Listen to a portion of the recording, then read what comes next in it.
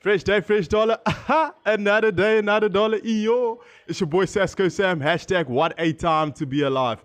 Welcome to the Sporting Lounge, the podcast where we dive into the minds of sports coaches and players, unraveling their strategies, experiences, and inspirations. I'm your host, Samuel Fuking. I'll be giving you exclusive conversations with the legends, the game changers, and the future rising stars of the sporting world. Today we got Anela Sibhoko. Anela, great to have you on the show, my man. Yeah, anytime. I was very excited when you dropped me the message that you'd like to have me on.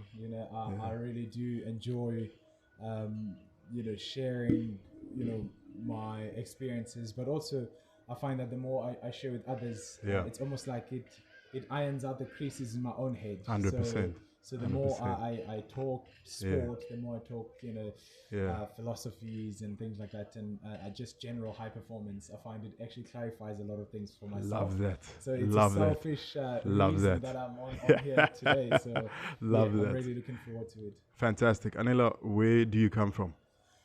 Right.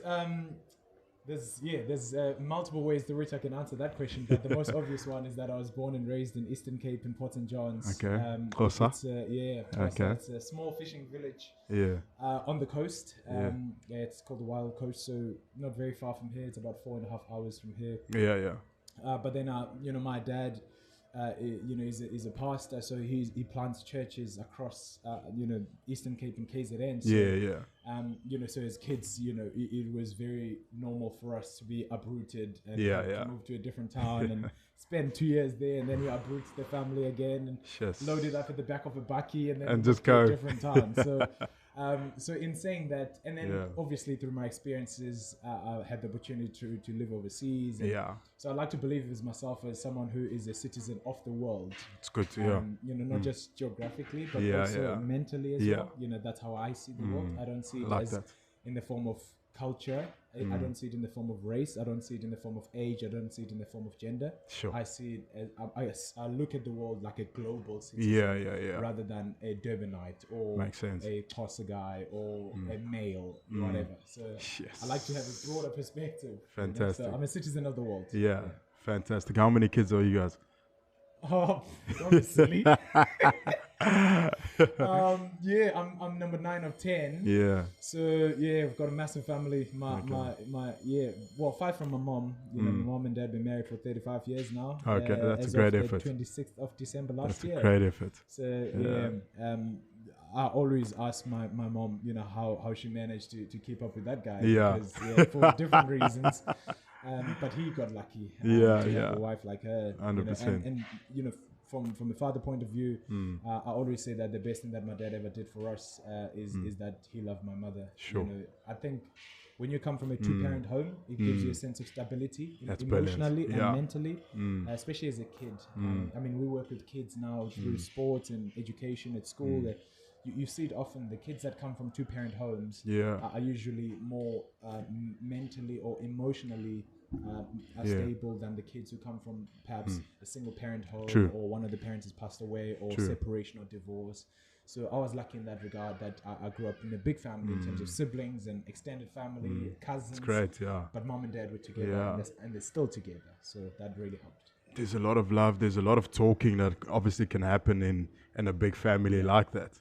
You guys got a good relationship, all of you guys? We do, but weird enough, you should say that it actually does shape your personality as well. So you find that now I'm very comfortable in spaces where there's a lot of people. So I do enjoy to talk. I can't put a price tag on my alone time. You know what I mean? I get you. It's the only thing I ever look forward to when I was still a 14, 15-year-old at home, because you could never have a sense of privacy. 100%. You never have your own room. Still don't have my own room when I go home. Sure. So, never had your own room. Everything was communal. So whether we're sitting around the fire in the evening, whether we're having dinner, whether we're going to church, everything was communal. Always in your space. You never really have that time alone. So now I really do prize my alone time. Like sometimes I just go out, go to dinner by myself. People look at me weird, like, what? That's no, good. That for me is everything. That's good. So I'm equally comfortable spending time by myself as I am in crowds. That's great. So that's why I say that growing up in a family where there's so many moving pieces and so many people with so many different personalities, it does shape your own personality. Sure. So that because you have to adapt in that family, you know, you can't. If you're not adaptable, then you suffocate. Yeah. Even in your own family, you know, in your blood family. So, you know, I read this African proverb. They say that, especially in Xhosa, they use this a lot. That, you know, it takes a village to raise a child. Yeah. And the children who don't feel the warmth of the village will often burn it down to feel its warmth. And what that means is that if you're part of a group, village, family, work environment, business, sports team, if you're not contributing, you'll do things that are untoward. Yeah. Just to create drama, so that you get attention, to feel the warmth of the group, of the village. So that's powerful. So that's why as kids we're constantly reminded of that actually we're not going to accept you into the family because you're a son or a daughter. We're going to accept you into the family on the condition that you contribute. Okay, go wash the dishes, wash the car, mow the lawn. Like, you know what I mean? Like, do something. So big family was an amazing experience for me, because it taught me all of those values. And now, like, I always feel like every single environment that I'm part of, whether it's school, whether it's work, whether it's church, whether it's sports team, like, okay, the first thing you ask when you join a group, how can I contribute? How can I serve? Add value. Because I believe that it's the quickest way through which you can be accepted into a Makes sense. Yeah, makes sense. Yes, fantastic. Talking about dinners, you're saying that obviously you like being in your own space right now, going for dinners by yourself. Growing up, what was your favorite home cooked meal? Okay. I ate a lot when I was a kid. That's good. Well, look how big you are. I mean, you're flipping a strong unit, bro. Like, yes. In an environment where, again, going back to the upbringing, right? It's amazing how our upbringing shapes our future selves and how we see the world. So for instance, in my upbringing, you know, we were never dirt poor. Okay. You know, but things were hard to come by. I can imagine. So that teaches you, you know, gratitude. It teaches you to appreciate the small things. Yeah. So as a kid, you know, first of all, I just loved eating because I was this one big round kid. You know, my brothers used to say I didn't have curves as a kid. I was just one big curve. You know, like, I was just massive curve. So I ate a lot out of, you know, I had a big appetite. But even with that came the fact that you didn't have the option to be fussy about food. So you had to eat whatever was provided. On the table, like you can't be like, but I don't like this. I'm allergic to this. I still don't understand what that word means. Allergic. Like, if you're hungry, you are not allergic to anything. No, 100%. So it's people with choices that are fussy and allergic. But my favorite home cooked meal was umphokoqo namasi. Which is basically mealie pap. You know, with fermented milk.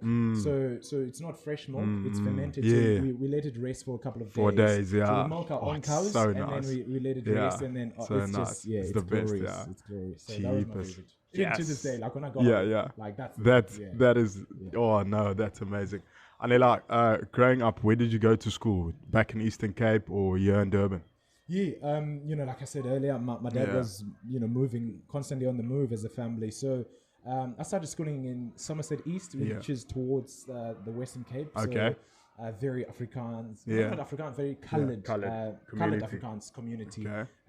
You know, but then when we were 6 years old, that had to be uprooted again. The family had to transition and move to a different place. And you know, but I spent most of my primary school years in Eastern Cape in a small town called Qumbu. So although I was born in Port St. John, we were constantly on the move. Somerset East, you know, Qumbu, Mount Frere, Umzimkhulu up here in KZN, and you know, many other places. So we've lived in just far-flung parts of the world, Kokstad, etc. Potchefstroom. So that's Eastern Cape primary school and then high school, Potchefstroom Margate, in a small school called Creston College. So it's actually since been acquired by the Curo Group now. So it's now Curo Creston. Private school. But since the acquisition happened, I feel like I've lost that sense of identity. I can't connect. I can't relate to the school anymore. It's different now. As an old boy, you always want to have that emotional connection to your school, but so much has changed and it's so different now. So that's one. Cheapest. Anela, for people who don't know, obviously, well, they can see that you're a big unit, but he is a rugby player. Tell us about your rugby days in high school, or where did this passion? Let's start actually with where did the passion for rugby start? Okay, it's very weird you should ask that because Because in my family, I don't come from a sporty family at all. Okay. Like I'm a black sheep, if you can call it that. Yeah. I come from a family of intellectuals. You know, Yeah. people go to school, very gifted in that space and do well. And you know, and then I just, you know, I don't believe that. You know, there's this whole argument in you know, in leadership at the moment, you know, there's this question, that the debate rather, that, you know, are leaders born or are leaders made? You know, is it nature or is it nurture? Sure. So it's the same as with our interests and our gifts. Yeah. You know, are you born with it, or is it something that you acquire through the environment that you're in? Yes. So for instance, why is it that most kids in India will aspire to play cricket? Wow. Whereas most kids in America don't even know what cricket is. Is it So environment or is it nature? You know what I mean? So yeah. So I think for me, I still haven't found that answer to that. Yeah, because it wasn't nature? your environment. It was not my environment, because my family is, you know, is book smart.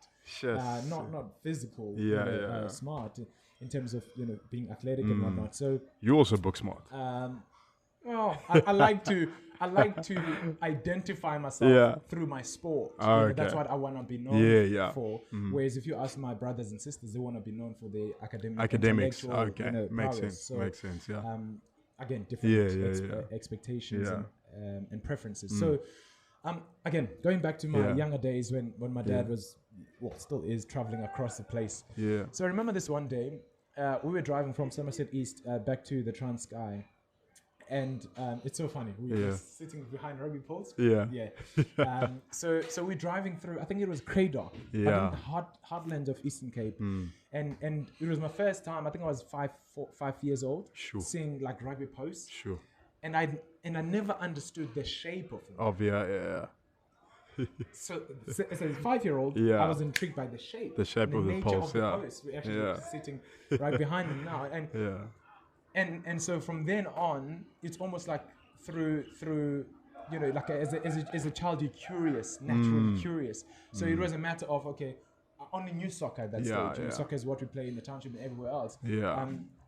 You know, why are those posts shaped like that? You know, why is the ball weird? You know, the shape of the ball. And so since then, I've always had this image in my head of the rugby post. Suffice it to say that many years later, I'm still very, very close to the rugby posts, you know? So, but a lot happened between that moment and the time I actually touched my first rugby ball. That's good. Like, it took years before I started playing rugby at 12. No. At 5 years old, I saw the rugby post. And the interest was sparked. The Right, curiosity, what is this? Like, how are the posts weird? Why is the ball shaped like that? You know, and the collision aspect of the sport and the physicality. And my neighbor at the time in Somerset East, so, you know, he was playing rugby. Okay. And, I mean, in Eastern Cape, rugby is religion. It's massive, even in the black community. It's massive, So, but then many years later, I started playing rugby, and it was not for talent as well. Like, you know, my passion for the sport far exceeded my limited talent. You know, so it was almost like the fire within me was just the desire rather than the capability to do it. You know, but I could always play with that consuming passion. You know, whether there's 5 people watching or there's no one there, the passion was always there. That's brilliant. But again, destiny, right? You know, many years later, you find yourself on the field. You know, through multiple injuries, you decide, okay, well, maybe I should coach little ones, and then you realize, actually, that's my real gift. That's your real gift. So, but even in high school, at club rugby, the guys I used to play with, they would often tell me that I play like a coach. Yes. Yeah, because on the field I was that guy. Like, I can see the images. Like, I can read rugby like this. Immediate. Immediate. You got a gift. Instinct, you got a special gift. But my body couldn't do. Like, those my body things that couldn't, you see. my body couldn't execute the things that I see. But I could always tell others, let's do this, let's do that. Okay, if you do this, we're gonna find space here. If we do this, we're gonna score, and it always worked. But I just could never physically do it myself. So it was almost like, and it caused a lot of depression, especially after school, because I was so depressed. I'm like, why can't I get my body to move to do that and do the things that I see in my head? And when I advise others to do it, it just works. It's absolute. And other guys were not smart in the sense that they didn't see those pictures, but they just had the physical prowess to just to do it. Better, you know. So I think coaching was the natural trajectory for me. For you, from playing to coaching. That transition was smooth and seamless. And now I find so much pleasure in coaching doing it, and developing young ones, and yeah. So Fantastic. the passion has never left. I've just shifted it from execution to so we often talk about doers and thinkers. I used to be a doer and now I'm a thinker. Now you're a thinker. And then I think for others and let and others they do it. Perfect.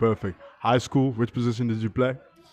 I played prop and flank. So later on I had to move to the loose forwards because in high school I went to a small school, and so I happened to be the biggest one in the school. So I was like, okay, I'm going to play prop. But then later on I shifted to flank and in eighth man, and I really enjoyed it there. So and also like I was hitting my growth spurt, like I was my body was catching up to it's almost like my athleticism was catching up to my body. My body has always been big, but I could just never move. So now my athleticism was catching up to my body, and which was amazing. And that's something I often tell the kids, because kids are often depressed and like, oh, but that guy is bigger than me, and so they feel under pressure to either start gym early or do steroids or things like that. I'm like, dude, you haven't hit your growth spurt 100%. yet. 100%. You don't know that when time you're 16, will come. 17, you just it'll come. So so I was very different in that regard. Jeepers. Okay, fantastic. Anela, World Cup coming up soon, but I want to talk about the legendary, the icon, the living icon, Sia Kolisi. What a massive impact he has played in South African rugby, obviously, but also in the Eastern Cape community. Oh, in the Eastern Cape, man, Sia's God. I can imagine. I can imagine. God. It's right up there with God. I think, I get the chills just thinking about the man. I think, it's so funny. We're chatting as we're walking in about someone we respect and admire. Obviously in a different space, in cricket space. And I said to you, the one thing that in our first meeting with him, the first thing that captured my mind was how devoid of ego he was. And it's the same thing I can say about Sia, is that in spite, regardless of the accolades and the achievements and everything that is put on his shoulders, he's still humble. Like, how is that even possible? Like, I know for sure, man, if I was Sia, I wouldn't be that. Not at all. Like, driving a G-Wagon across town, I'd make sure that everyone knows you, But he was here last Saturday, actually. Yes, he was here last Saturday. I know. It's insane. His light was playing hockey. Down there. They had the hockey Astro, and they came out to watch the rugby, and the kids just went nuts. So, I can imagine. But again, like, I can imagine. It's amazing how you can achieve so much and still retain who you are.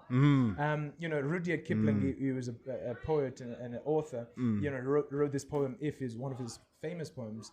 He says, if you can talk to crowds and walk with kings and keep your virtue, yours shall be the earth and everything that's in it. Yes. And which is more, you'll be a man, my son. My guy. What he means by that is that if you can be a Sia Kolisi and be up there and walk with kings and talk to crowds and get pats on the back and get all of these accolades, but still never lose your common touch, yours shall be the earth and everything that's in it.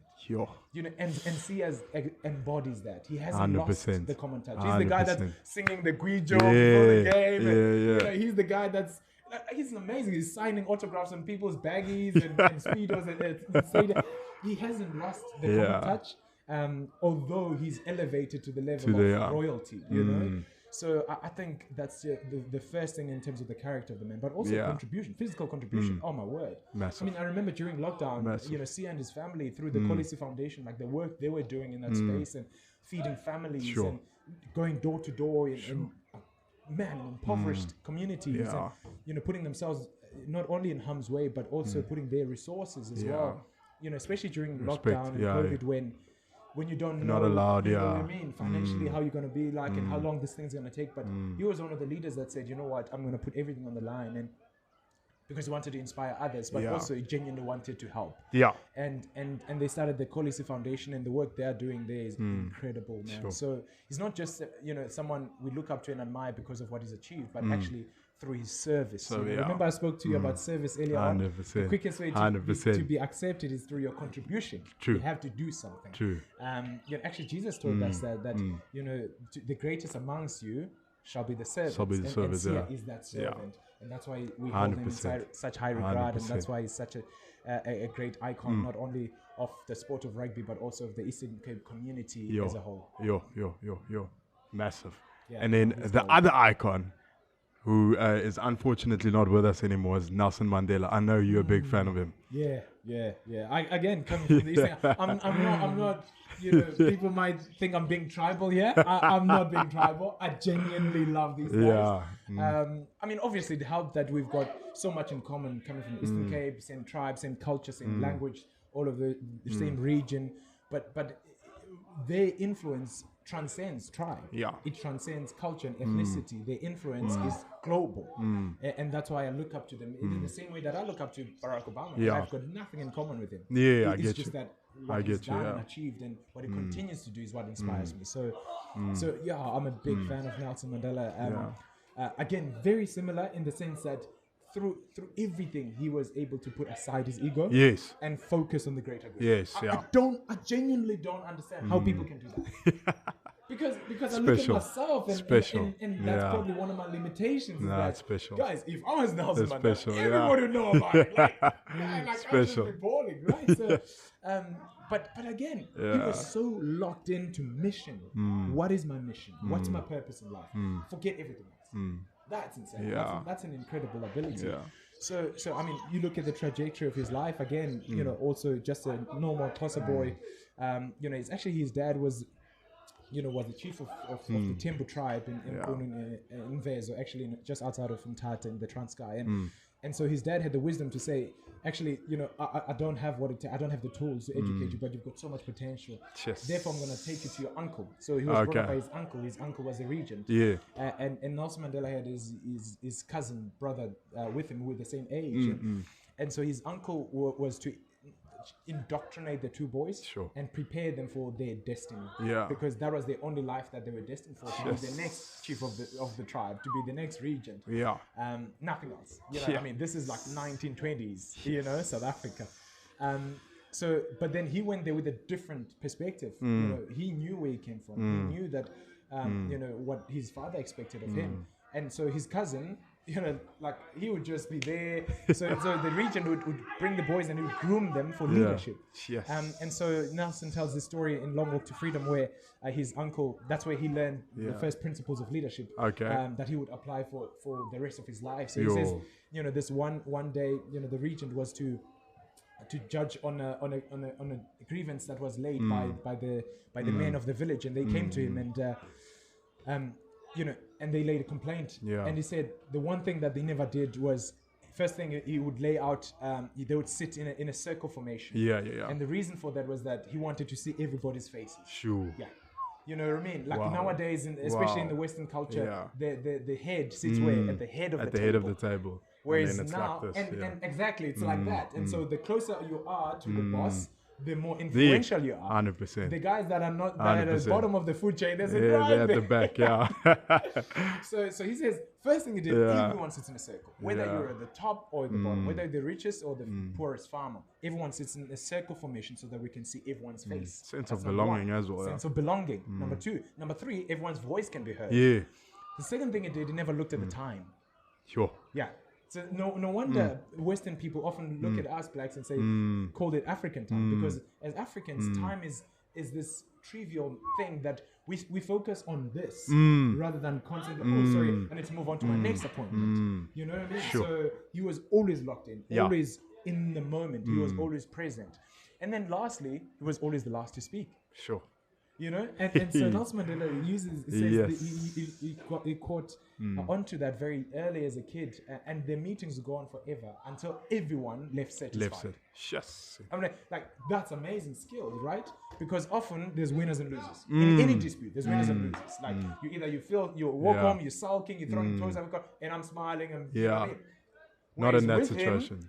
They needed to make sure that everybody, even if we judged against you, but you need to leave satisfied. 100% understanding, That creates harmony in the community, and that makes us stay connected. You know what I mean? Because often they say if there's no enemy within, the enemy outside can do us no harm. So they needed to make sure that in that circle, we were never enemies. We were never foes.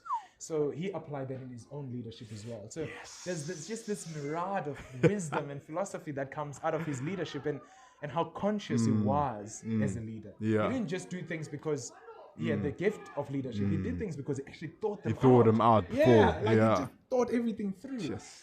You know, he tells, I mean, there's so many stories, obviously, coming out from Madiba, but, you know, he tells this one story where, so now he had been captured, you know, and thrown into Robben Island. And so he says the first few weeks in Robben Island, the one thing that the prison wardens did was what they wanted to break their spirit. And they wanted to torture them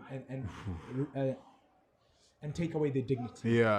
So they make them, you know, crack rocks naked in the, you know, heat of the summer. They make them, you know, go for days without food. They make them do just inhumane things just to break them, them. And he said some of the guys didn't handle that. They couldn't cope with that. Whereas he said, from the very first few days and weeks, I realized what they were trying to do. Sure. They were trying to take away my dignity. And on that measure, I knew that I would survive prison. I was like, whoa. You know what I mean? Like, he said, I knew I was going to survive. Mentally, he's already locked in. Yes. I know. Mentally, 2 steps ahead. Exactly. So he says, I knew exactly what they're trying to do. They're trying to take away my dignity as a man.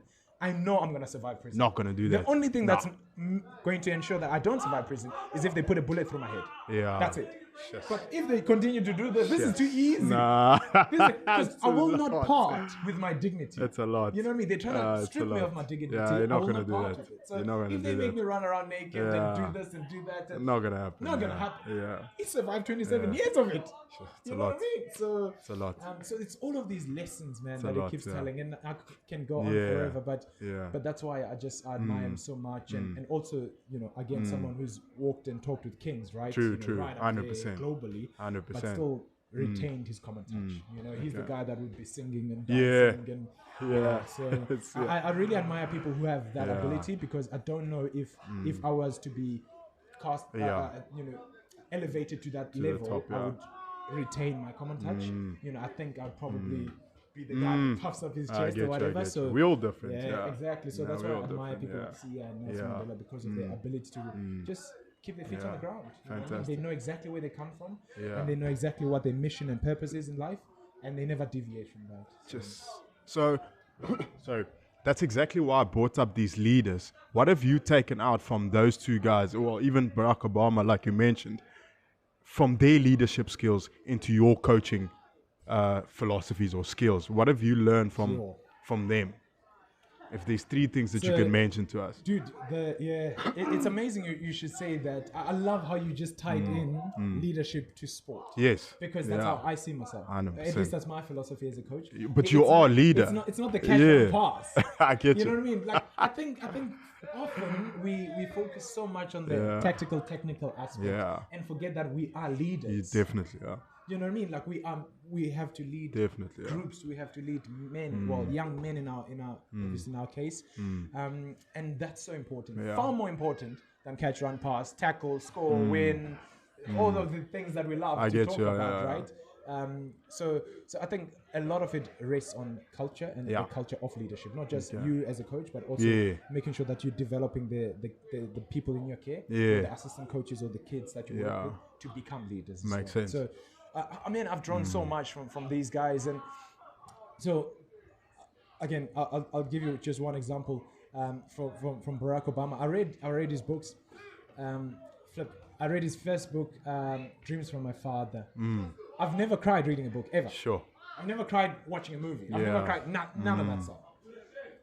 I was in the bus to Edinburgh in Scotland, and so I took, I had this book, so I started opening it and started reading it, and I had an elderly lady sitting next to me, and she nudged me. Sure. Like, "Are you okay?" Yeah. I was like, "Whoa, what's wrong?" She's like, "Oh no, you're crying." And then at that moment, I was like, "Whoa, okay."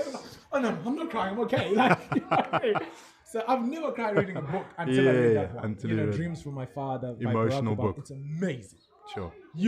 Wow, like, dude. I mean, I've since read like Promised Land and many other books, Audacity of Hope, etc. But Dreams from My Father is so good. So, So basically he chronicles his journey as well, very similar to Sia Kolisi, very similar to Nelson Mandela. Growing up in America, and he was the only.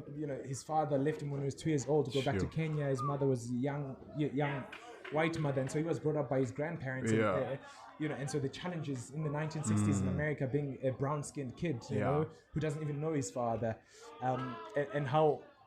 But he was so gifted intellectually, and leadership-wise, that when he got to Harvard, he became the first black president of the Harvard Law Review, and then further went on to become an attorney. Further went on to serve, as a human rights activist, and then became a senator, and then became a president, right? But that's not all. That's what we see on screen. Yeah. But we don't know the journey that got him there. So so he tells these incredible stories, and so this one of the stories he talks about is when he finished his degree from Harvard, he got a book deal, so he went back to Kenya to retrace his roots. Do you know what I mean? It goes back to identity, right?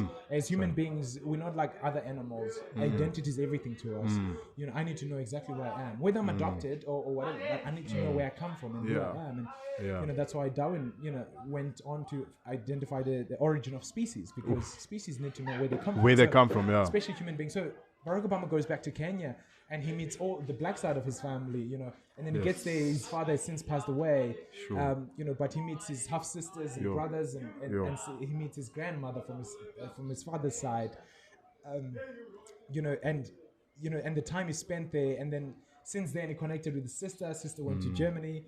His mother was traveling through Asia, and so Barack was, lived in Asia. He lived grew up in Hawaii, in Chicago. That's where he worked, etc. So he goes back to Asia. I think it was Malaysia or whatever, in Kuala Lumpur. And his mother was there empowering women. So his mother was an activist as well. So she was giving sewing machines to women.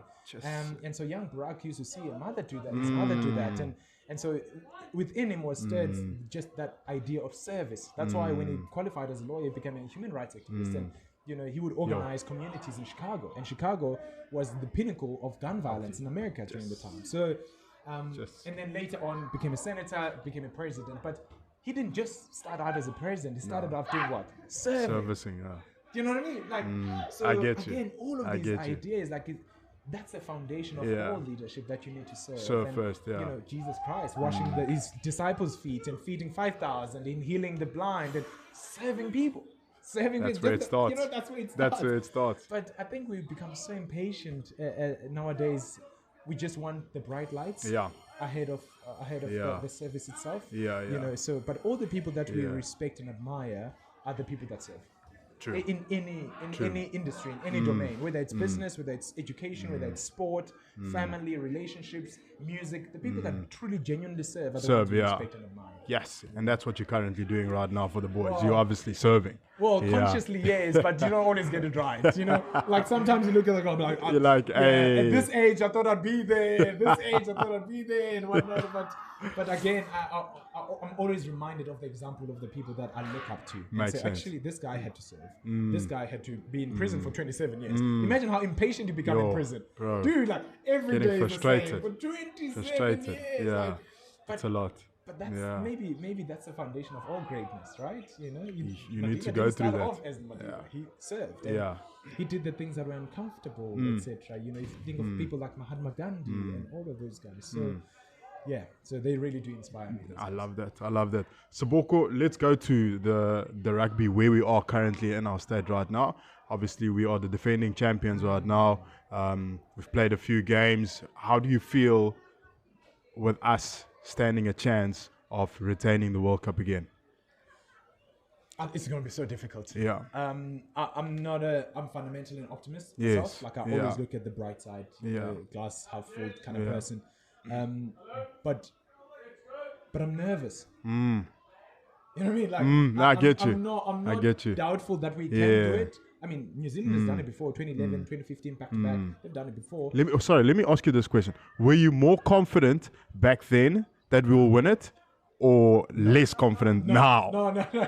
It's insane. Back then, we went into the tournament as absolute underdogs. I mean, we were losing 16-0 and 57-0 to the All Blacks, losing to Italy at the time. So that was it. If you look at the bright side, if you look with hindsight, that was the best position for us. Yes. Because we walked into the tournament, nobody expected anything. So it's okay if we do. It's okay if we lose. And we lost the first game against New Zealand. Yeah. But now, the pressure's all on us because we are the defending champs, like you mentioned. So, and I don't think that we are in a position where our game plan has evolved enough to be able to take on the likes of New Zealand. Well, we saw it for what New Zealand did. Yeah. The likes of New Zealand, the likes of Ireland, the likes of France. So those three, I would say, they're the real content. Well, and South Africa, of course. Obviously, those four are the real contenders. But the biggest schlep is the fact that all four of those teams, the top four in the world, are on the same side of the draw. Phew. So that means two of those will be gone. Eliminated in the not even semi-finals, quarterfinals. Yeah. You know what I mean? And you've got the top four scary. in the world.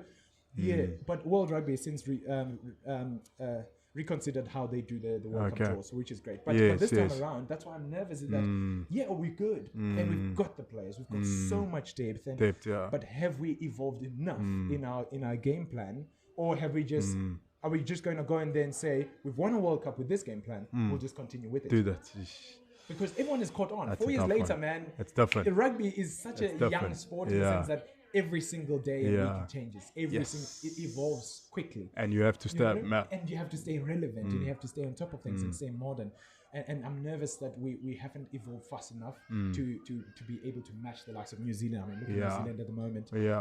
Ireland and France. But it's not a bad thing not to peak too early. I mean, I see the New Zealand game, but maybe there's a bigger plan. No, it is not. Again, like I said, the one thing that gives me confidence more than any other nation is just our depth. The amount of talent we have. And the raw materials, not just the individuals, but what those individuals bring to the team. To the team, So if you look at, speaking of the diversity of our country, if you look at, our forwards, big, Paulisians, like Afrikaans guys, like esteemed, Herbert, Malcolm Marx, and Dwayne Vermeer, like Peter Stiff, no one can match that. So we've got those raw materials. And then you look at our outside backs, guys like Kirtley Arendse, Kanan Moody, Mapimpi, Cheston Colby, dude, I can go on forever, Manny Limbok, etc. So we are so gifted in the diversity of our squad, not only in race and culture, but also in what they in skills as well. So skill set. So we've got the depth, we've got the players to win a world. But do we have the strategy? Has our game plan evolved fast enough to get to the standard where we can match France, Ireland, and New Zealand at a World Cup, potentially quarterfinal? You know what I mean? So, makes sense. Yeah, and obviously the added pressure of being defending champions. And the expectation that come with that. So it's a lot. It'll be interesting to see how they handle that specific aspect when they get to the World Cup. It will be. And another interesting thing for me, I mean, you mentioned Sia Kolisi earlier, is that he's out injured. And he's the talisman of the team. Like when he's there, everything just seems to fall into place. Because of what he brings his as a leader, aura, his contribution as a player, his aura, his et calmness.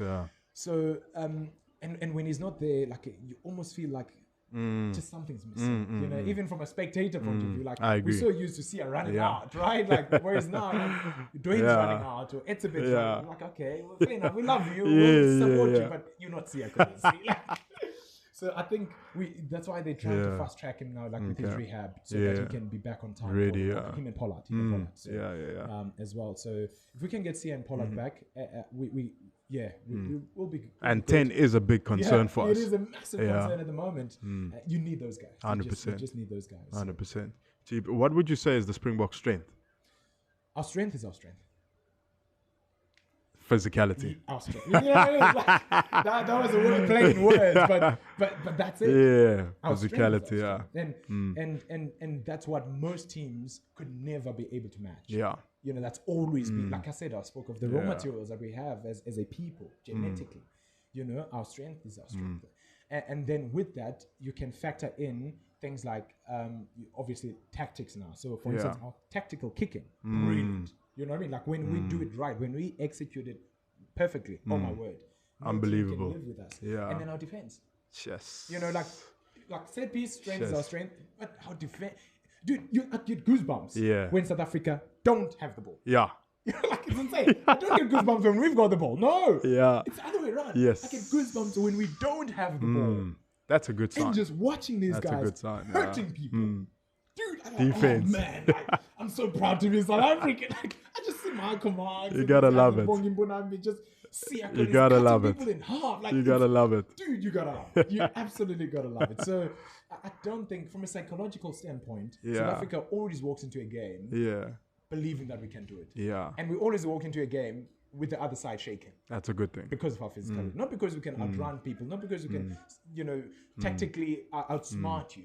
But just when it comes to the crunch time, rugby is a collision sport. Yeah. It will always be a collision sport. Yeah. When it comes to the collision factor, man, different. 99% of the time we come out on You're top. going down. Exactly. Yeah. So no. I think that still will always be our DNA. And will always be our identity as a nation. And that's why you never see in South Africa going to get a non-South African coach. Why? Because you can't connect with our guys because of the unique nature of our nation and the different cultures within. So we get assistant coaches and strength and conditioning and fitness that are and whatever. probably from out of country. Coaches have to be South African. Yeah, makes sense. Because they understand our DNA and what makes us tick. Yes. Anela, absolutely enjoying this. And let's go to the part where you are the coach right now and you get to work with these kids. Like, what has been the biggest challenge for you as a coach, from coaching the kids and then also coaching the club players? Because obviously those are grown men. What are the challenges that you're facing there? It's amazing that you should ask that, because I don't know if you know Eric Thomas. Yeah, E.T. So he says, what you are to be, you are now becoming. Okay. So basically what I mean by that is that the 7-year-old boy is going to be the 21-year-old young man, and is going to be the 51-year-old and 91-year-old. Yeah. So what you are to be, you are now becoming. You are right now. Okay. And I've incorporated that in my approach to coaching little ones, because I'm like, man, Flip, let's not look at that tree as it is a full-grown tree. Let's look at where it started, the seeds, the roots, what happened there, because that was going to determine the how it ends up and the ultimate outcome. So that's why, like, if I was to choose where I'd love to be, school is probably the best, because you really have an excuse to influence. Yeah. You know what I mean? Like, you are that farmer who's tending the ground just to plant the right seeds. Whereas waiting to see how, like, you know what I mean? Like it's already there. Level, yeah, it's already there. So the biggest difference, I said, first of all, biggest misconception, let's start with that, is that they are different. Okay. They're not. Yeah. So that 21-year-old was this 11-year-old. Yeah. Makes sense. You know what I mean? Maybe the stakes are bigger. Maybe they're more skillful. Maybe they're physical. But personality doesn't really change. Yeah. So we need to understand that as coaches, we actually we people managers. We're managing egos. We're managing personalities. We're managing differences. True. Yeah. So from a management point of view, how you manage kids need to be transferable, totally cut and paste to how you manage 18, the ones at the top. Yeah. Okay. So I work with under 20s at Varsity College. Yeah. So from that regard, from a social point of view, from a connection point of view, they need as much attention as the 14-year-olds. No, it makes sense. Sometimes more. Because they've got different kinds of stresses now. I've seen that. You know what I mean? Yeah, I've seen that. More attention. I've seen that. Because now there's girlfriend pressures and expectations from family, and you just finished school and you don't know what direction to take in your life, and your body's changing. It can get a lot. It can be very daunting, and then the social media on top of that, and these guys don't have the tools to cope. And then there's, how do you handle disappointment? You've been dropped from a team, your girlfriend left you, your parents are getting divorced. Like, how do you handle disappointment and sadness? And, you know what I mean? Like, those kind of things. So you see that a lot when they come to 18, 19, 20. And then at junior level, you're there to plant the right seeds. Yeah. And uproot and pull out the weeds. Because everyone's got weeds and seeds. True. So as coaches, as teachers, as parents, our responsibility is to plant the right seeds and pull out the bad seeds. Bad weeds. So that's, I'd say, is the difference, is that at junior level, they're still more impressionable. So they're still very open-minded and their minds are still fertile. So whatever you plant in, they will grow. They will, 18, 19, 20, now they're more likely to be in their shell. Like, how you ask, how's your day? Good. Oh, what are you gonna bad? Too scared to express themselves. Exactly, because they don't have those tools. Because they hit puberty and young men and whatever, so they tend to go inward. Yeah. Whereas kids are more extroverted, they're lively, they're out there. So you need to manage that energy differently. And then the second thing is that often coaches are scared of creating a relationship with their kids. Dude, like, I don't mind if you look at me as someone, as a friend. That's a good thing. Yeah. I have no issue with that.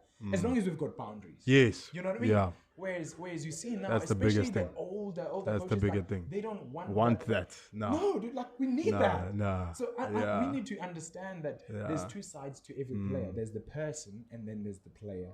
You know, whereas as coaches, we have this tendency of just focusing on the player, on the catch, run, pass.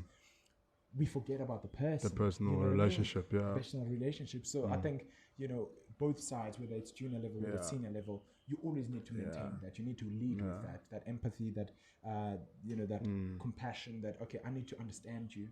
I need to put myself in your shoes. How would I react as a 16-year-old? Coaching has evolved to exactly that. Like, it's not like back then where you just go, woo, woo, woo. Exactly. There needs to be some sort of... No, you're so right. You're so right. Back then, it was dictatorship, man. Yeah. Top down, like, I tell you, you do this, that's it. It's different now, Whereas now it's almost like a collaboration. Okay, guys, what do you think? Like, there's a lot of, like you almost like you retrieve information from there. Yeah, it's a two-way street. Yeah, it's a two-way street now. It's like that, you give and take. So that's something that we need to be conscious of and constantly do. Not always easy, especially when they drive you nuts. Yeah, I can imagine. You just wanna, I can imagine. I can imagine. Say, actually, okay, they're people. They're not just players. You know? No, true. We only just focus, but you dropped the ball, and you dropped the catch, and you missed the tackle. Then okay, but what about the person? Yeah. Oh, flip! My parents are getting divorced. You didn't know that as a coach. Just, you didn't know that as a coach. Like, oh, my grandmother passed away last night. Like, That's you have why. no idea. You're just looking at Johnny missing a tackle. You know, so. He's here physically, but not mentally. Yeah, exactly. It's tough. So we need to understand there's two sides to them. There's a person and there's a player. Yeah, okay. So, Anela, in cricket, we talk about cricket being played 80% in the mind and 20% physical. Obviously, we can't say that in rugby. Rugby. But how mental is rugby as well? Like, if you could give it a percentage. Obviously, we know it's 100% physical, but how much of that 100% would be mentally as well? Human beings have got 3 stress responses. Yeah. Fight, flight, freeze. Okay, explain. So what that means is, if I pull a gun to your face, you can react in one of 3 ways. You can either fight back, try to snatch the gun out of my hands and whatever, or you can either run away, or you can either freeze. That's it. Okay. And so how does that translate to a sport like rugby? It's the same thing. So, I mean, we were watching Spear walking across the field. When he walks onto the field, do you know what his stress response is? No. Fight, yeah. Definitely. You know what I mean? Doesn't go down. Never. Nah. So he'd rather get a red card. So your responsibility as the coach to tone it down. Makes sense, yeah. Tone it down. And then little Johnny, who's scared, who freezes in the big moment, you need to bring that up. Johnny, get aggressive. Let's go. Wake the fire in your belly. You need to bring that up. So, and all of that, those stress responses I spoke about, is mental, psychological. You know, you say it's 80-20 in cricket, it's the exact same in rugby. Yeah. The only difference is that we see the physical. We makes don't sense. See the physicality in cricket. So we assume there's more physicality in rugby because it's visual. Yeah. Actually, there's more mental. The physical aspect that we see is a result of what's going on between your ears. Yes. You know, we often talk about the top 2 inches. Yes. That's where the games are won and lost. That's why, you know, I said earlier to you, when the Springboks run on, the other team is shaking. You know, because those guys are gonna.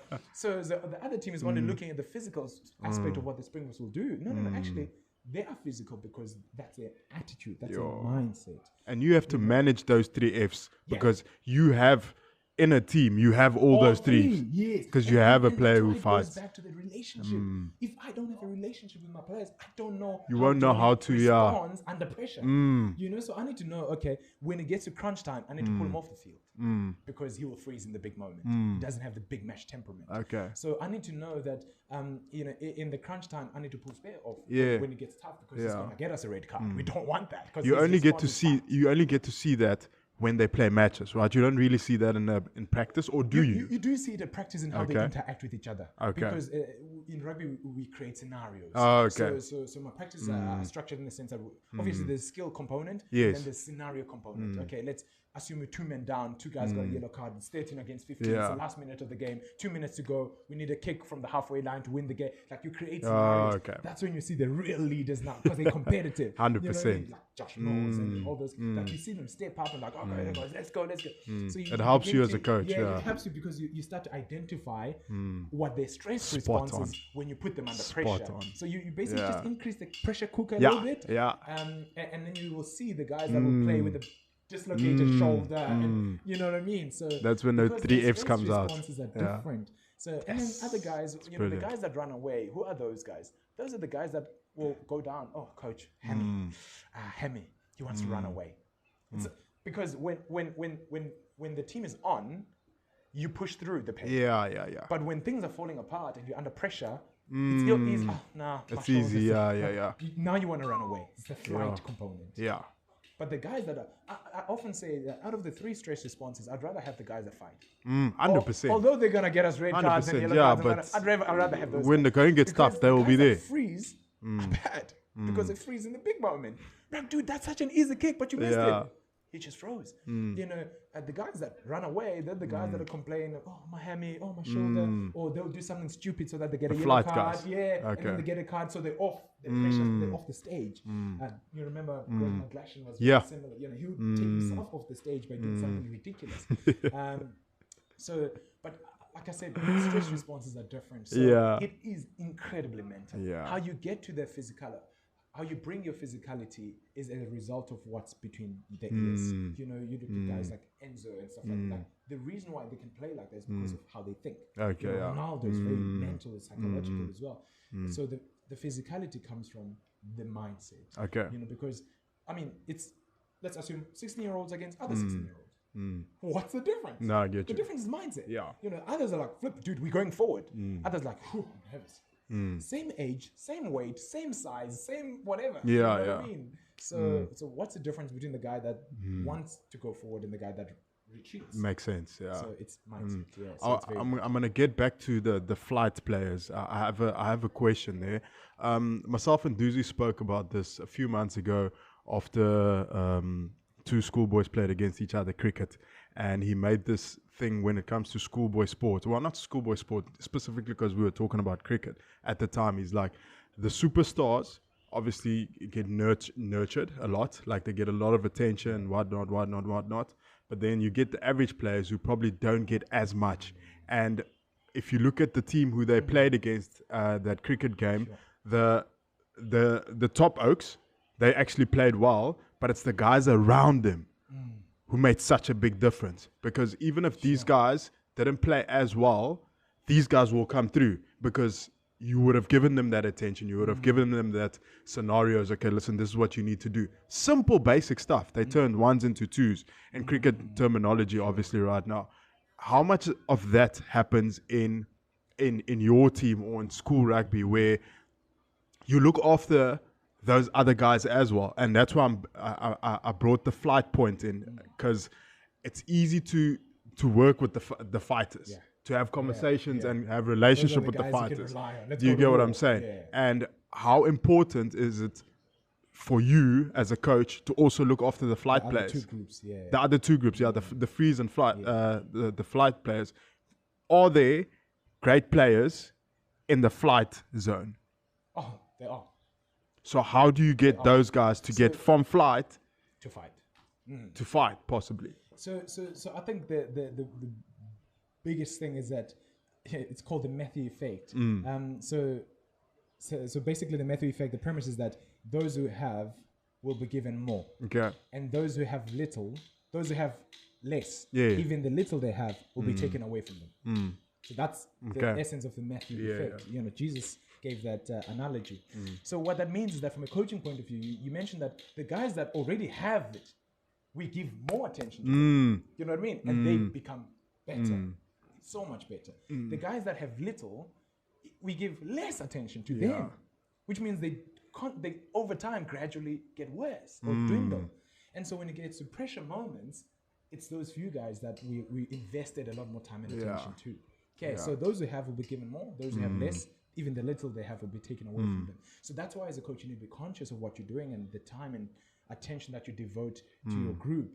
Is that don't just focus on the guys that you can also to a large degree actually focus more on the rest of the guys. So so we often talk about thinkers and doers. And, some of the guys are not as smart. Like they just want to do, they just want to execute. And other guys are the thinkers. They're the guys that come with a plan. They're the guys that solve problems. They're the guys that make difficult decisions. And so it varies. So you need to look after both groups, the thinkers and the doers.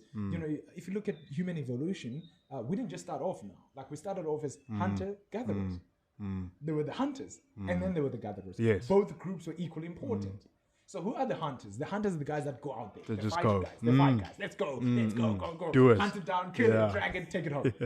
Yeah. But what about the gatherers? Yeah. The gatherers are the guys that stay here and work around and gather what they can find and get the crops and get the fruits and get the berries and cook the meat and look after the children. We need those guys. So coaches, we can't just focus on the hunters, the guys that will go and fight and do this and kill it and drag it home and you know what I mean? Like we can't just focus on those guys. We also need to focus on the gatherers. And to a large degree, those are the difference makers. They can make or break us. Sure. You know what I mean? 100%. They can make or break us because if the ship's gonna sink, 100%. It's the gatherers that will be plugging the holes. While the hunters have gone to kill and drag and destroy and bring it back, it's the gatherers that are plugging the holes. It's the gatherers that are talking nicely to the referee. It's the gatherers that are calming everybody strategically. Exactly. There's the strategic thinkers. Because those doers, they just go. They don't. The rights and the glory and the winning try. They just do. So you need both groups. You need the thinkers and the doers. You need the hunters and the gatherers. And they're both equally important to your cause. You can't just give. And often this comes as a result of our own personalities as coaches. That's why I often say as a coach, the best thing you can do is surround yourself with people that are different to you. So if you know that as a coach, man, I was that guy, or that's my preference, I love hunters. Maybe you need to get an assistant coach who's going to look after the gatherers. 100%. That soft-spoken coach, that small voice, that he's a good cop, bad cop. You know what I mean? So as a bad cop, let's go, hunters.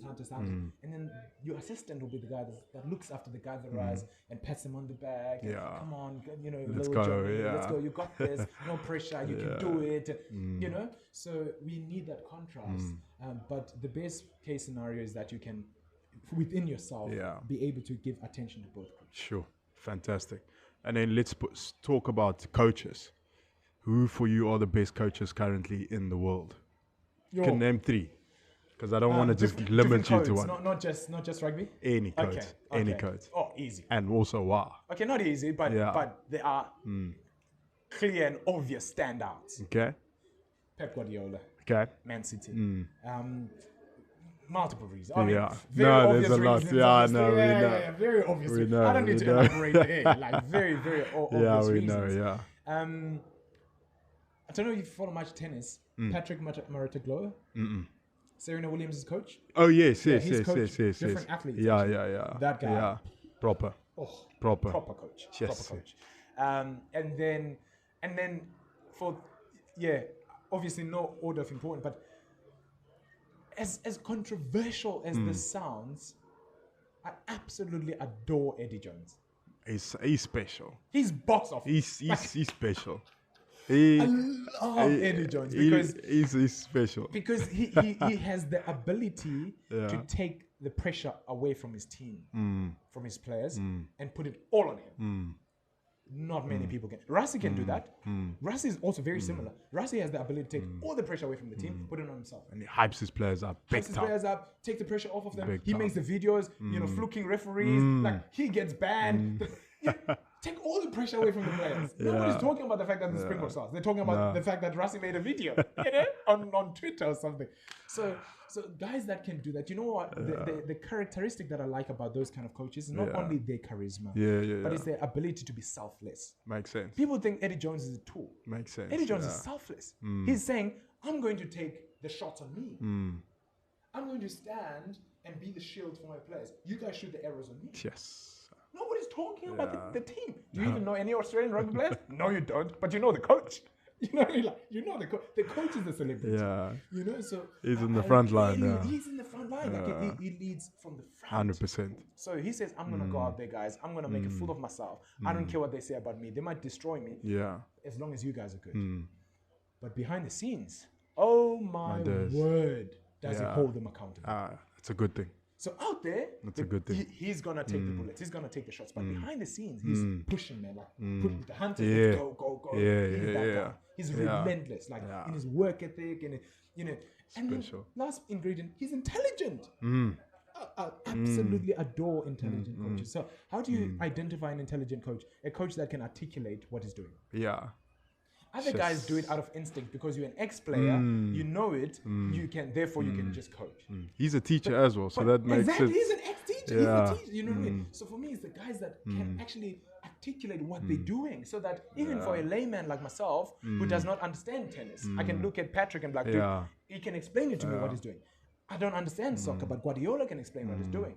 And it's strategically. He breaks it down so nicely. Breaks it down. So for a player to understand. I love coaches like that because they don't just, it doesn't happen by accident. Yeah. They are intentional and deliberate about what they do. Yeah. So those three I'd say are right up there. Obviously, I mean, historically, we've got guys like, John Wooden. Is it John Wooden, the basketball coach? He's written multiple books. He's great, but he's great, way before my time. I'm talking about people that are right current. now. Fantastic. So those three. Fantastic. Anela, predictions for the World Cup, Rugby World Cup, obviously. Let's start with quarterfinals, or actually, let's say the last four. Who do you think will be the last four? I know, let's start quarterfinals. Okay, are you happy with quarterfinals? Okay, are you happy with quarterfinals? Okay, so quarterfinals.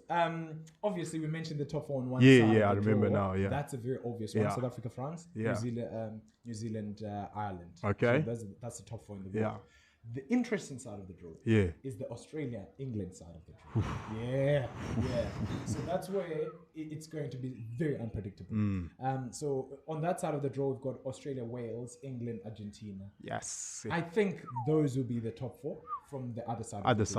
So they'll pick up the four of the two groups, and South Africa, New Zealand, France and Ireland of the other side. So which means those guys will knock each other out, and we will knock each other out. Yes. Yeah. And that's why I feel like so frustrated about the draw itself, because you can't have the top four teams eliminating each other so early in the competition. Early in the tournament. So it's but it's also created a bit more hype. 100%. It has really created an interest and enthusiasm that has never been seen before when it comes to Rugby World Cup.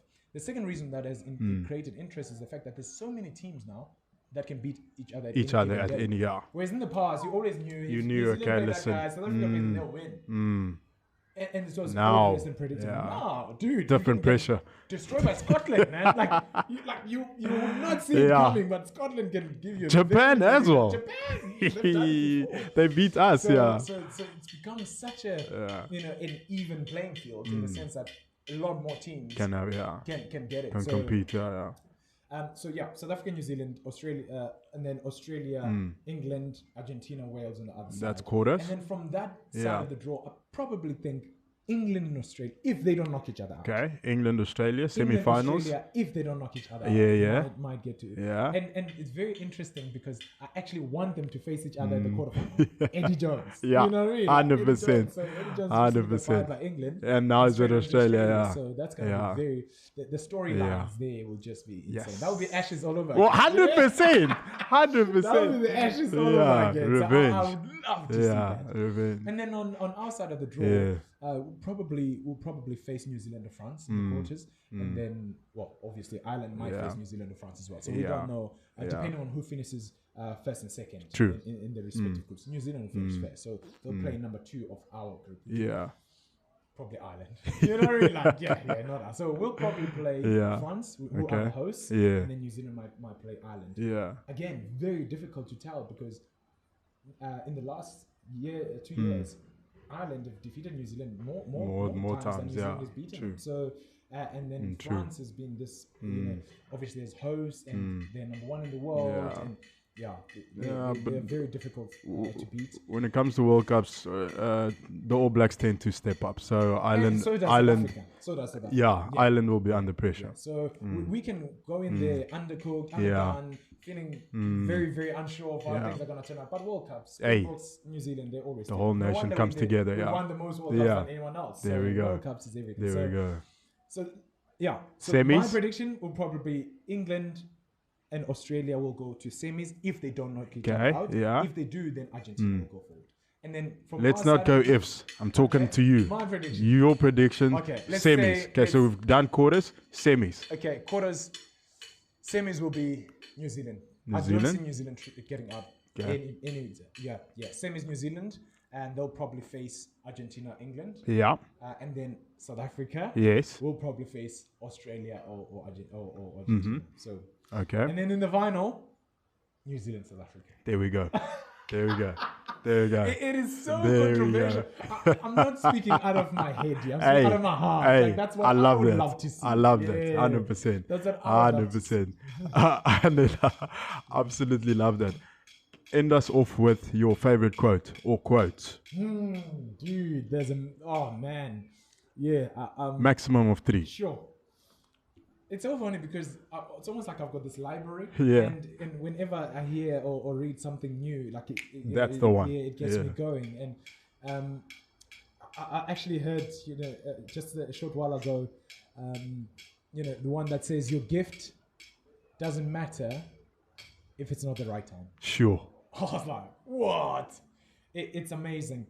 So what that means is that I don't care how gifted you are. Wow. If it's not the right time, you will not flourish. No, it's true. It will not matter. Yeah, it's true. And this spoke to me because often, especially youngsters, we're so impatient. Yeah. And we want something, we want it right now. 100%. You know what I mean? And we get frustrated because we do have the gift. We do have the talent. 100%. We do have the ability to do the job. Yeah. But it's not the right time. So your gift his absolutely time. Matters not. His time, his will. Yeah, exactly. So that really knocked the wits out of me. I was like, whoa, this is serious because it really does put things into perspective because you look at all the people we respect and admire throughout history. They were always gifted, but they needed the right time. Yeah. Nelson Mandela always was a good leader. Yeah, sure. But it had to take him 27 years in prison. Got up as a 60, 70-year-old when he got out. Yeah. Only then did he become this global icon. Yeah. In his 70s. Your gift doesn't matter if it's not the right time. 100%. Think of Winston Churchill, died at 95, kicked in and out from the Conservative Party as the Prime Minister. He won the war, and then they fired him. Yes. World War II, and then they fired him. How do you explain that? Yeah, nah. The man saved the world from apocalypse, from Hitler, and then they fired him. Nah, it's crazy. So your gift is almost like it has got an expiry date, or it's got a birth date. You always have it either by nature or nurture, but for it to flourish and to be in a position that you can serve with your gift, you need the right time. Yeah. And you need the right environment. So for instance, if you're a cricketer in America, my guy, you don't have the right environment. No. You know what I mean? Like, go whatever. Go to West Indies or something. Yeah. So your gift doesn't matter if it's not the right time. And that really spoke to me because it put a lot of things into perspective. Wow. We often say, but at this age I thought I'd be here, and at this age I thought I'd have that, and at this age I thought I'd be doing this. Yeah. But actually, even if you know you have the gift, even if you know, but if it's not the right time and you're not in the right place, your gift is absolutely not. 100%. So that's 100%. Another one is there's so many, dude. Okay, let's quote a bit of Nelson Mandela because he's an icon himself. And so in closing, I mean, just one book is just hundreds of quotes in Long Walk to Freedom. But his last quote in Long Walk to Freedom, he says, after climbing many mountains, you realize, when you reach the summit, you realize that there's many more mountains to climb. Sure. And I love that because, what it means is that we often especially we are competitive people, right? Yeah. So we love to set goals. We're high performance spaces and elite athletes and coaches and this and even in business and families. And, I want my profit margin to be like this. So this is but what happens when you get to your goal? What happens when you get to your, expected annual salary? What happens when you get the car? What happens when you get that trophy? What happens when you have that undefeated season? What happens when whatever you lose the weight? Yeah. What happens? Sure. You often realize, actually, I got here. Now what? There's many more mountains to climb. You know what I mean? 100%. Like, now what? 100%. Yeah. So and I love that by Nelson Mandela, because he says, I'm out of prison and I'm the president, first black president of South Africa. Yeah. Okay, well, now what? You're like, this thing you worked your whole life for. Yeah. You just got it. Nah, it's and crazy. then you realize, man, I've just climbed one big crazy. fat ass mountain. Nah, it's crazy. There's many more mountains to crazy. climb. So that's amazing. And again, goes back into giving us perspective and saying that actually we should be driven as human beings. Yes, we should be ambitious. But just know that once you get to your ambition or once you fulfill your dream, there'll be many more mountains to climb. And you see this a lot, especially in the entrepreneurship space with billionaires, global billionaires, guys like people like Elon Musk. Why does Elon have to work? He does, you know what I mean? But it works. Like, you're like, dude, what are you doing? He wants more. But because he's got so many mountains to climb. For you and I, we just look at his bank balance. We're like, dude, you're a billionaire. You're wealthy for generations, man. Just stop. But for him, it's not about that. For him, it's what's the next mountain? Okay, well, let's go to space. Whoa, okay. Is that even possible? You know what I mean? Like, what's the next mountain? Okay, well, let's buy Twitter. Like, so that we can facilitate free speech across the world, because that's an under attack. What's the next mountain? So there's many more mountains to climb. So whenever you reach the summit, you must realize that there's many more mountains to climb. And that, man, absolutely love that. It's amazing because we can never rest as human beings. There's no such thing as a place where you get to and then you stop. Like if your heart is still beating, it hasn't stopped. 100%. It never stops. So 100%. So, and then last one. I like to have like a variety of my sources. So I'd use one from the Bible. Bible, obviously, my favorite book. Yes. The wisdom in the Bible is just. I love the Bible because it's timeless. Yeah. In the sense that the wisdom and the stories transcend time, space, age, race, millennia. Sure. Some of the stories are thousands of years old and they're still relevant. They're still relevant now. Some of the wisdom. So I love the Bible because of that. Proverbs, or Solomon wrote, "As a man thinks in his heart, so is he." And I love that one because it's so true. We are often shaped by what we think in our hearts. And what we think in our hearts is mostly what we think of ourselves. Yeah. Human beings are a very selfish bunch. We don't look outward at all. We look within. Like we look inward. And like, it's all about me. It's that ego that we spoke about. And we're such narcissists as human beings. But whether as a man thinks in his heart, so is he. So is he. Yeah. And I'll give you an example of this. Is that I don't care, man. Let's take celebrities, for instance. Let's take, global celebrity. Everyone knows you, Justin Bieber, whatever. Everyone says how great you are. Yeah. Everyone says, oh, you either rich or good-looking, famous, talented, whatever, great. Everyone says that. What happens when you don't think that? It doesn't matter. It doesn't matter what they think. Yeah. Absolutely doesn't matter what they think. Because his man thinks in his heart. If you think, oh, but I'm not good looking, I'm not this, I'm not that, I'm not. That's it. Yeah. That's what defines you. What you think in your heart. Not what the world tells you. Spot on. The world can tell you, you're so great, you're amazing, we'll look up to you, whatever. But if you don't feel that way, if you don't think that way, my guy. No point. Yeah. Similarly, the inverse is true. Yeah. Everyone could tell you, you're at this, you're at that, you're Yeah. But if you don't think that way of yourself, then there it is, let it be. So we often are shaped by the opinions of others, good and bad. But actually, what about the opinions of ourselves? Yeah. What do we think of yourself? Like I love this exercise. So Jesus goes up with his disciples, and then they get to the top of the mountain. And he says, "Who do people say I am?" Yeah. He wasn't asking that of them because he didn't know who he was. He knew exactly who he was. Yeah. He wanted to know do you know who I am?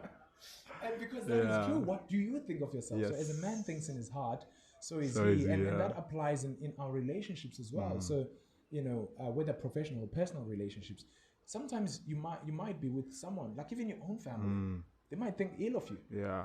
But they're not going to say that to your face, because ultimately it's not what we say, it's what we think, and as a man thinks in his heart, so is he. So someone might have bad thoughts, someone might have good thoughts, someone might have evil, selfish, jealous, hatred, all of that in their heart. In their face, you don't see it. In their words, maybe you can't even pick it up. But in the heart, you're like, man, this person is either good or bad based on what they think in their heart. So as a man thinks, so is he. I think it was Will Smith who said, whether you think you can or whether you think you can't, you're both right. Cheers. So I like that one because it's true. Fantastic. Anela, really thank you for coming into this space and sharing as much knowledge, firstly, and also from your personal experiences, what you've gone through. Really appreciate your time and your efforts. Hopefully we can take a lot from what you have said and use it in our daily life. And all of the best with what's going to happen this afternoon, and also for the future and for the rest of the year. Of course, man. Yeah, thank you very much. And I love this kind of stuff, I'm very passionate about it. I can go on forever. So I constantly... We're going to do a part 2. I constantly need to hold myself back. And we'll do a part 2 again. When it's something that you're passionate about, I don't think there's ever any way in which you can rein yourself in, because it comes from, it's almost like a fire that's burning inside of you. So thank you for the opportunity. Really we'll definitely do a part 2.